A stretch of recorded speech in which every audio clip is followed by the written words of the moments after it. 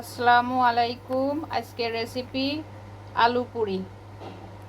প্রথমে 1 কাপ ময়দা নিলাম, আপনারা চাইলে আটা দিয়েও করতে পারেন। সামান্য একটু লবণ দিয়েছি, সামান্য একটু সয়াবিন তেল দিয়ে দিব।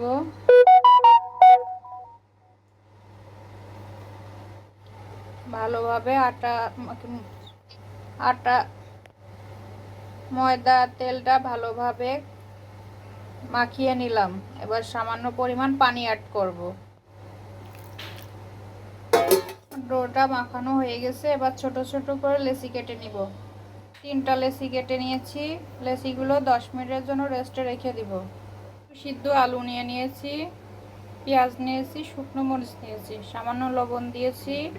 এবার পরিমাণ মতো সরিষার তেল দিয়ে এটা ভালোভাবে মেখে নিব।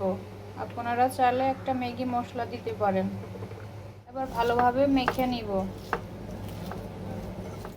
আলুর সঙ্গে মিশিয়ে দিব। আলুটা মাখানো হয়ে গেছে। এবার একটা সিদ্ধ ডিম নিয়েছি, ডিমটা পিস পিস করে কেটে নিব। রুটি বলা হয়ে গেছে। এবার আলুর পুরিটা দিয়ে দিব। আলুর পুরটা দেওয়া হয়ে গেছে। এবার এর উপরে আর একটা রুটি দিয়ে দিব। কাঁচের গ্লাস দিয়ে কেটে নিচ্ছি, আপনারা স্টিলের গ্লাস দিয়ে কেটে নিতে পারেন। আমার পুরিগুলো রেডি হয়ে গেছে। এখন ভাজতে নিব। পরিমাণ মতো সয়াবিন তেল দিয়ে দিয়েছি। এবার পুরিগুলো ছেড়ে দিব। আমার আলু পুরিটা ভাজি করা হয়ে গেছে। এবার উঠিয়ে নিব। রেডি হয়ে গেল আলু পুরি। এই পুরিটা খেলে ডাল পুরির কথা ভুলে যাবেন। প্লিজ আমার চ্যানেলটা সাবস্ক্রাইব করবেন, আমার রেসিপিটা ফলো করে ট্রাই করে দেখবেন।